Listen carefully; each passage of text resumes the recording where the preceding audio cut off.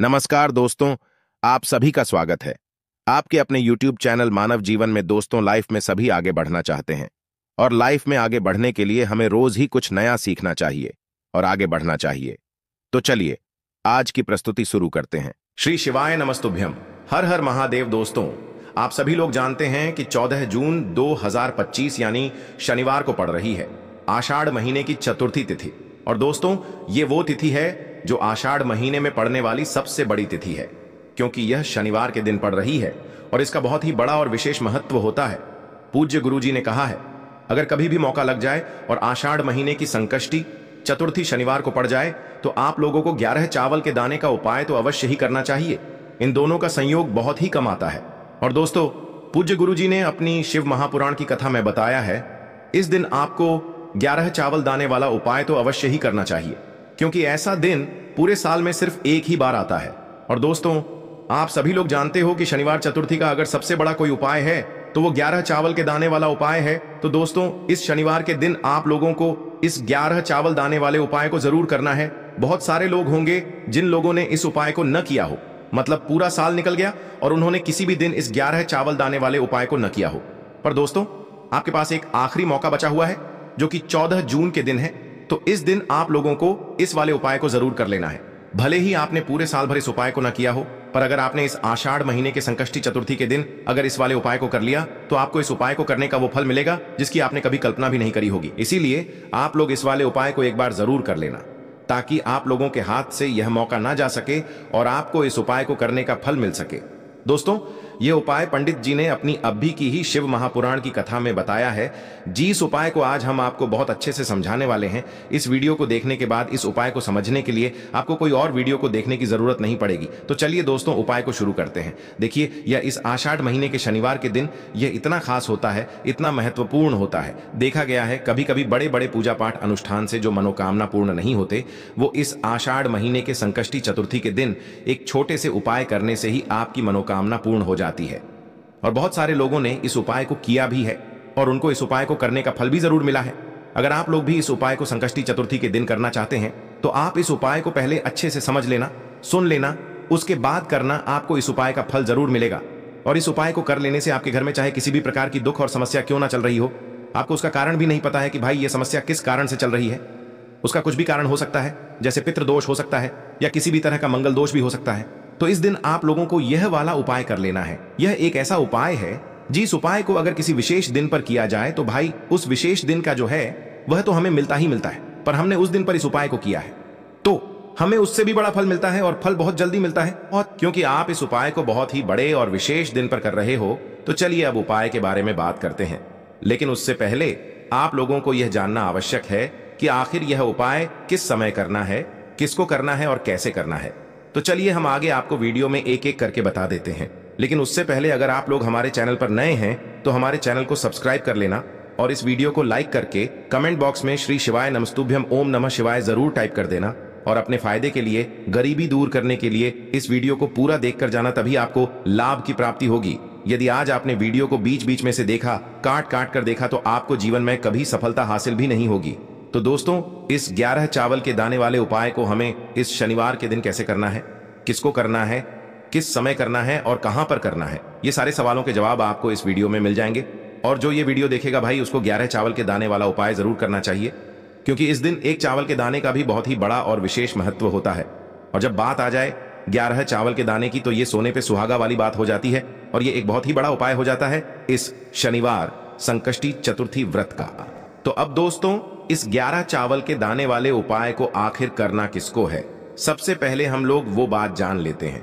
तो देखो, घर की जो बड़ी माताएं बहनें होती हैं, उन माताओं बहनों में से कोई भी एक बड़ी माता बहन इस वाले उपाय को कर सकती है। और दोस्तों, अगर आप चाहें तो अपने घर में से सभी सदस्यों को भी इस उपाय को करवा सकते हैं। अगर किसी व्यक्ति की खुद की कोई मनोकामना है, खुद की कोई दुख और परेशानी है जो कि वह अपने लिए ही करना चाहता है इस वाले उपाय को, तो वह खुद अपने लिए भी कर सकता है। बाकी अगर कोई घर में से ऐसा है जो कि अपने पूरे घर परिवार की सुख और शांति के लिए ये वाला उपाय करना चाहता है, तो भाई वह भी कर सकता है, उसमें भी कोई दिक्कत वाली बात नहीं है।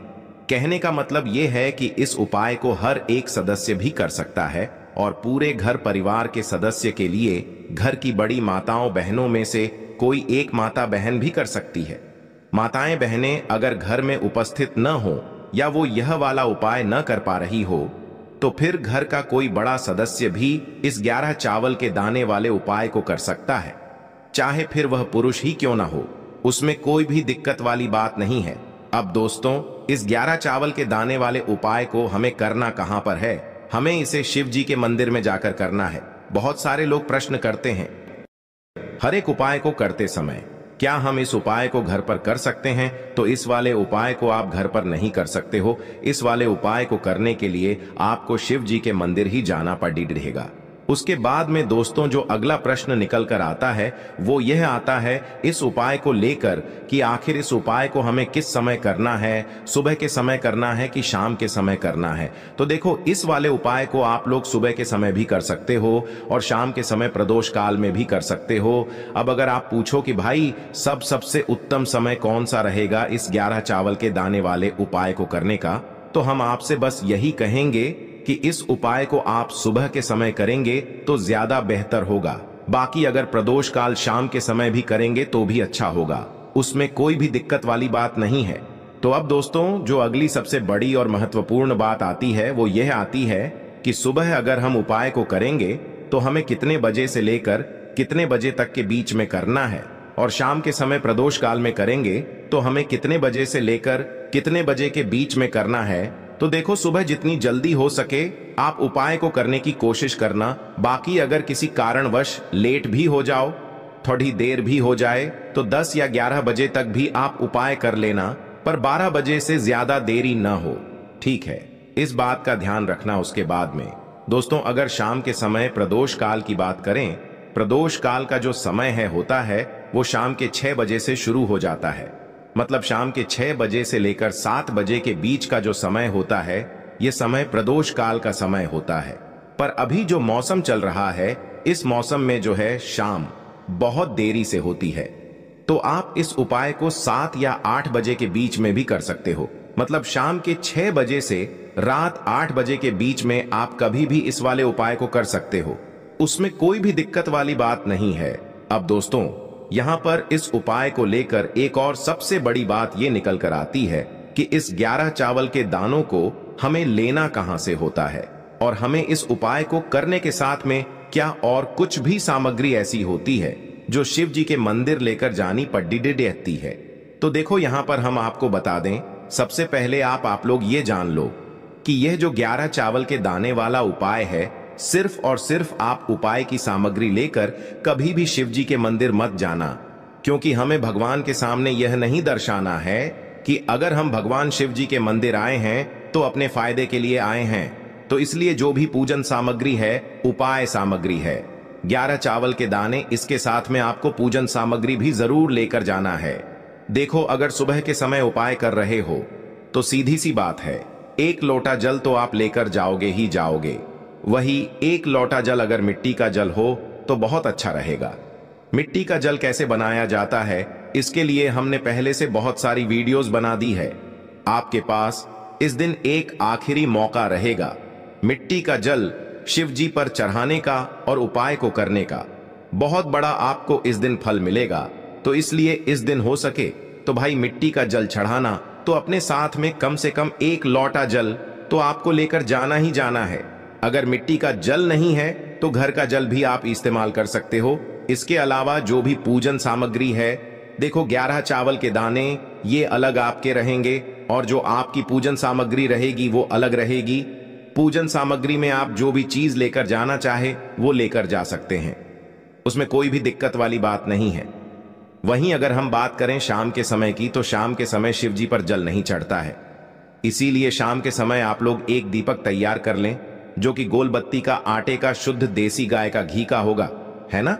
इस बात का आप लोगों को ध्यान रखना है और इस दीपक को आपको घर से जलाकर नहीं लेकर जाना है, भगवान शिव जी के मंदिर में जाकर ही जलाना है। इस बात का भी आप लोगों को ध्यान रखना है।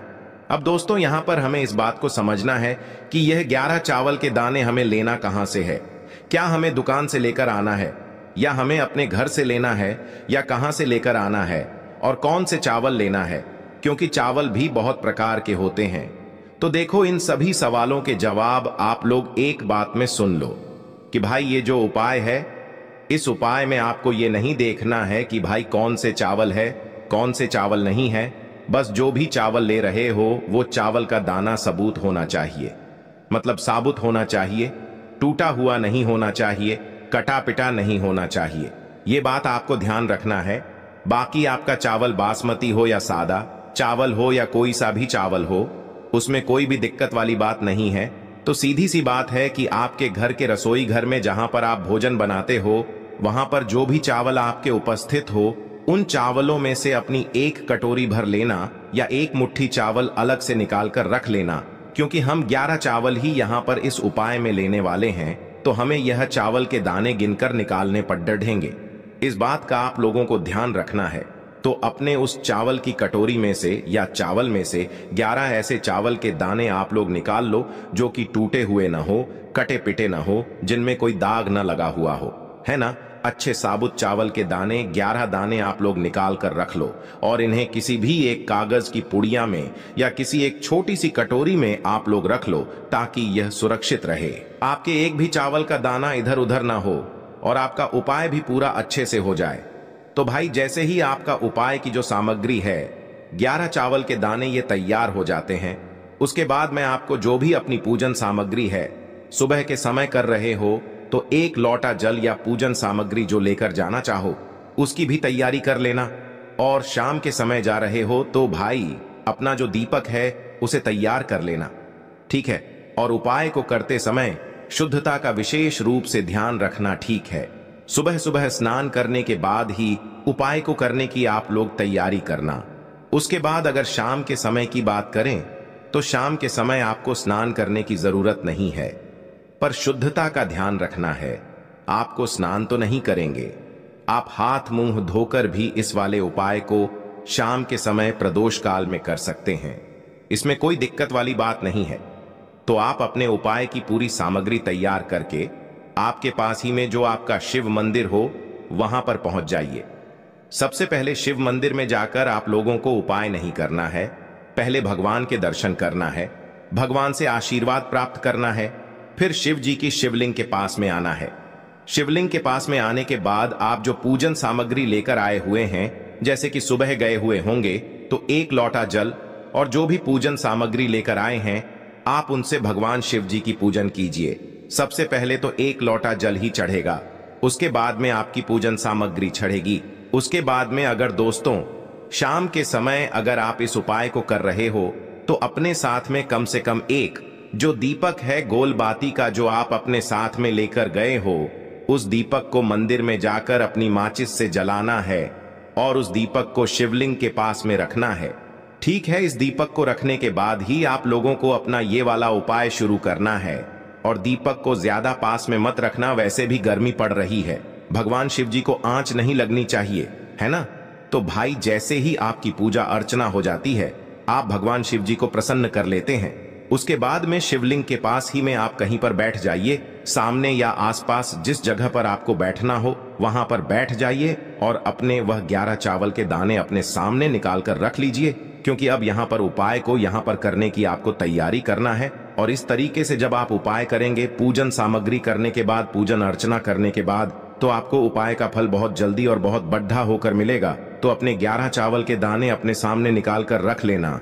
और यह जो उपाय है यह आपकी सीधे हाथ की हथेली से होगा, इसलिए इस बात का भी विशेष रूप से ध्यान रखना है। तो सीधे हाथ की हथेली का प्रयोग करके ही आप लोग अपना इस वाले उपाय को करना। अपने सामने जो भी आपकी कागज की पुड्डियां है उसको खोल कर रख लो, या कटोरी है तो भाई उसे अपने सामने रख लो और अपने वह 11 चावल के दाने निकाल लो, ठीक है। उसके बाद में दोस्तों अब आपको क्या करना है कि शिवलिंग आपके सामने होगी, तो आपने वह 11 चावल के दाने एक एक करके आपको शिव जी के शिवलिंग के ऊपर चढ़ाना है। कहां पर चढ़ाना है? शिवलिंग के ऊपर चढ़ाना है और कहीं पर भी नहीं चढ़ाना है।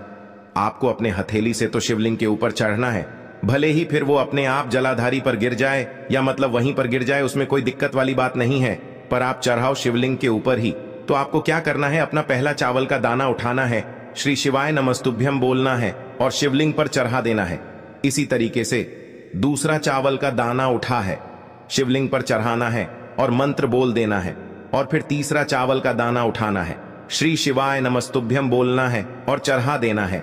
इसी प्रकार से आपको पूरे 11 चावल के दाने एक एक करके शिव जी के शिवलिंग के ऊपर चढ़ाना है और भगवान से प्रार्थना करते जाना है।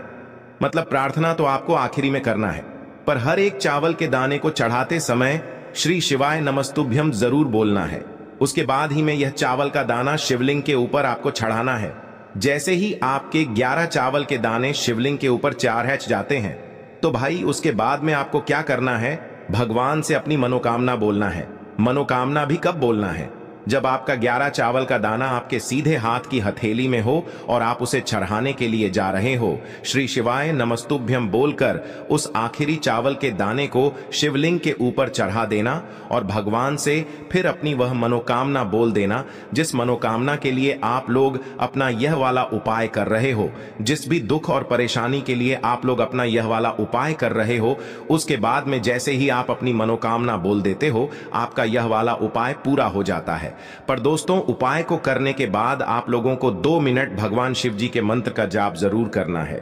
और मंत्र का जाप करने के बाद भगवान से एक और बार प्रार्थना करना है अपनी मनोकामना के लिए, या अपनी जो भी दुख और परेशानी है उसके लिए। इसके बाद में आप लोग भगवान को देखकर, भगवान से प्रार्थना करके, उनसे आशीर्वाद लेकर वहां से उठ सकते हैं और अपने घर पर जा सकते हैं। बस दोस्तों, यहां पर यह वाला उपाय पूरा हो जाता है। इस तरीके से जो भी व्यक्ति छोटी छोटी चीजों का ध्यान रखते हुए इस 11 चावल के दाने वाले उपाय को करेगा, निश्चित सी बात है उसे उसकी मनोकामना जल्द ही पूर्ण होगी और जो भी दुख और परेशानी है वो भी बहुत ही जल्दी दूर होंगे। और दोस्तों, अगर आपको हमारी ये वीडियो पसंद आई हो तो हमारे इस वीडियो को लाइक और चैनल को सब्सक्राइब जरूर करें। हर हर महादेव, ओम नमः शिवाय। देखो, इस उपाय के लिए आपको लेना है एक गोल बाती का दीपक। आप चाहें तो मिट्टी का ले सकते हैं या फिर घर से शुद्ध आटा मढ़कर उसका दीपक आप तैयार कर सकते हैं। इसके बाद आपको लेना है शुद्ध गाय का घी। अगर वो नहीं है तो कोई भी देसी घी इस्तेमाल कर सकते हैं, जिससे आपको दीपक प्रज्वलित करना है। देखो, अब ये सब सामग्री लेकर आपको जाना है प्रदोष काल में आपके घर पर तुलसी जी के घेरे के पास में। देखो, ये उपाय तो आपको अवश्य करना है। देखो, वहां पहुंचकर सबसे पहले वो दीपक आपको प्रज्वलित कर देना है और ओम नमो भगवते वासुदेवाय नमः का 11 बार जाप करना है। उसके बाद आपको अपने सीधे हाथ में थोड़ी हल्दी लेकर उस दीपक में अपना नाम और गोत्र बोलते हुए डाल देना है। उसके बाद माता लक्ष्मी से आपको प्रार्थना करना है कि हे महालक्ष्मी, हमारी सभी दुख तकलीफों को दूर करो। हे महादेव, हमारे सब दुख कष्टों को खत्म करो। इस भावना से आपको ये उपाय करना है। आज के लिए बस इतना ही इस वीडियो में दी गई जानकारी। अगर आपको अच्छी लगी हो तो प्लीज हमारे चैनल मानव जीवन को सब्सक्राइब करें, लाइक करें और हमारे वीडियो में अंत तक बने रहने के लिए धन्यवाद।